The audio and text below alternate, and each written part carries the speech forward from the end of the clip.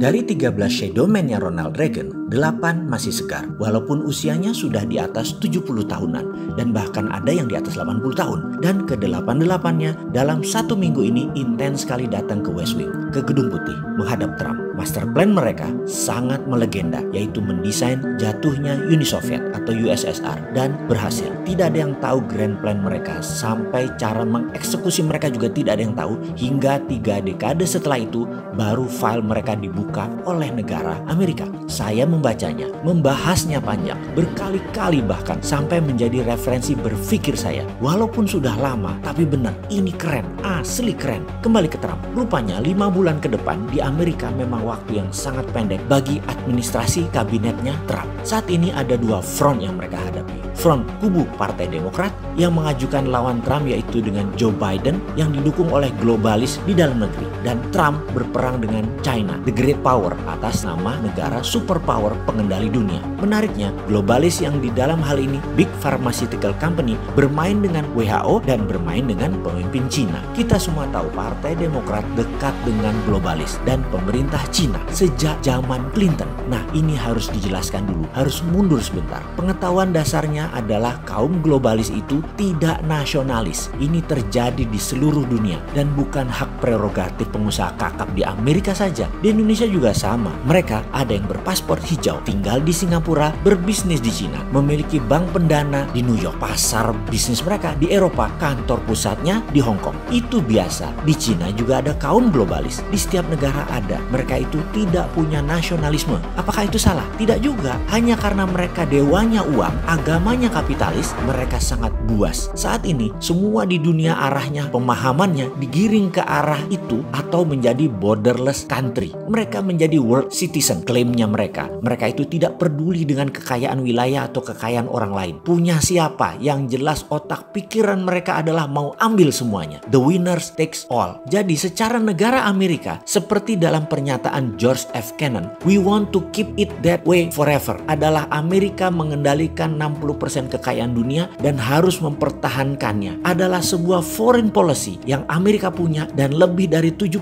tahun di tangan Amerika, di mana Amerika itu ingin berkuasa 1000 tahun lagi. Cina ternyata punya ambisi yang sama. Dunia mau di belt, diikat menjadi satu arah menghadap Beijing semuanya. Ini ada dalam manifesto di tahun 2017 setelah menyelesaikan Malacca Dilemma di tahun 2011. Kemudian BRI atau Belt Road Initiative tahun 2013, puncaknya obor di tahun 2017. Dalam keputusan besar di rapat Partai Komunis Cina plus menjadikan Xi Jinping presiden Cina seumur hidup. Amerika di bawah Trump yang nasionalis berhadapan dengan Xi Jinping yang nasionalis. Dan inilah awal terjadinya di tahun 2017, tepatnya Oktober, rapat Partai Komunis Cina tersebut, dan sejak tahun 2018 dunia memasuki ketegangan baru. Trade war yang memulai semua perang hingga saat ini. Trump mulai gebuk dengan strategi tarik dolar dari luar Amerika. Kemudian perusahaan di luar Amerika ditarik balik ke negaranya dan mulai menendang globalis untuk tidak bergantung dalam global supply chain management di luar hegemoni Amerika. Di belakang Trump, pebisnis incumbent, pengusaha oil and gas, kontraktor pertahanan, dan Yahudi Maryland. Yahudinya Zabatai juga, yang memang kebanyakan adalah redneck, rasis, nasionalis, dan nasionalis garis keras Amerika lainnya. Catatan, Yahudi Zabatai satu lagi namanya Yahudi Baltimore, tapi mereka itu di Partai Demokrat dan kebanyakan mereka globalis yang bersama Wall Street. Mengingat catatan sejarah lagi, setelah Reagan yang dilanjutkan dengan Presiden Bush senior masih memegang mandat Partai Republik, Amerika masih negara dengan era Cold War strategi. Ketika Clinton jadi presiden, dia berusia 47 tahun ketika menjabat. Dia adalah presiden yang sangat muda usianya, sangat rebel, pemberontakan baru, booming ekonomi, dan inilah masa emasnya kaum globalis seperti Bill Gates, Steve Jobs, dan lain sebagainya mulai menapak. Ingat ya, mereka itu seumuran semua. Mereka lahir di awal tahun 50-an, generasi baby boomers. Disinilah globalis Wall Street terbentuk baru, kekuatan baru tercipta, dan ketika Bush Junior jadi presiden, walaupun Republikan, namun dia adalah anak silver spoon golden plater, anak manja yang tidak paham bernegara, yang sangat bergantung pada wakil presidennya Dick Cheney, yang terlalu swasta karena beliau berasal dari dunia oil and gas. Kaum globalis makin menjadi-jadi di Wall Street. Globalis meledak menguasai dunia, memuncak ketika Obama jadi presiden.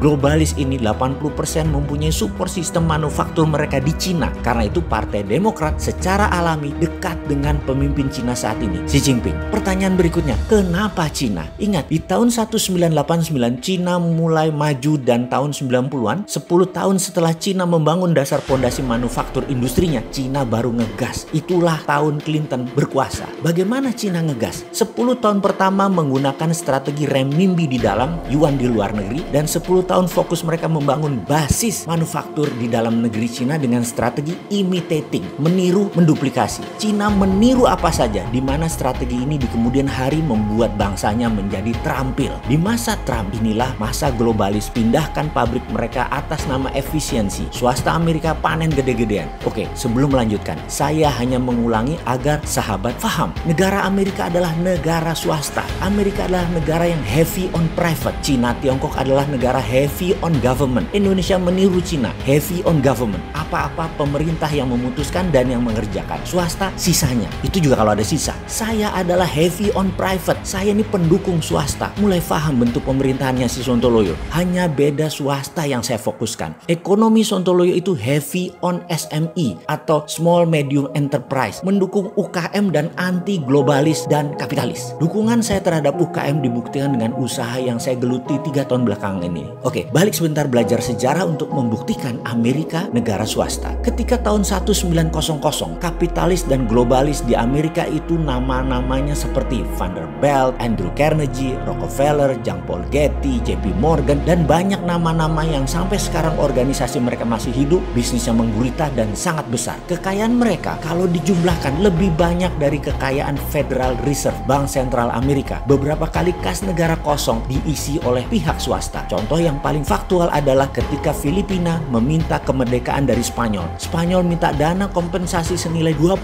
billion dolar nilai uang masa itu. Filipina minta Amerika uang tebusan untuk membail out. Amerika tidak punya uang, lalu meminta Andrew Carnegie untuk bayarin. Lalu di tahun 1945, di situ baru pemerintah Amerika kuat keuangan negaranya. Dan strateginya itu ada lagi yang banyak dituliskan dan jadi acuan akademisi kaum MMT. Strategi inilah yang saya akan ajukan ke pemerintah kalau saya ditanya apa bisa membantu negara di saat COVID seperti saat ini. Uang di pemerintah tekor, uang di bank minus duitnya. Kombinasi sektor UKM dikuatkan dengan strategi heavy on private SME, juga bagaimana negara bisa kuat, yaitu menjadi mitra sejajar, bukan terlalu superior. Bahkan karena ingin superior, pejabatnya menekan, bukan mengayomi rakyat, malah marah-marah kalau dinyelenehin. Abis lu berbisnis sih sambil jabat, jadi aja banyak yang nyinyirin lu. Lu sambil nyelam minum air sih, hati-hati lu keloloten, tenggelam deh lu ntar. Aduh tuh ya, jadi nggak kelar nih ngomong gara-gara lu. Gara-gara ada pejabat kayak lu, jadi males tuh cerita. Bikin bad mood lu pejabat globalis, Sontoloyo nasionalis. Ya tegang terus jadinya.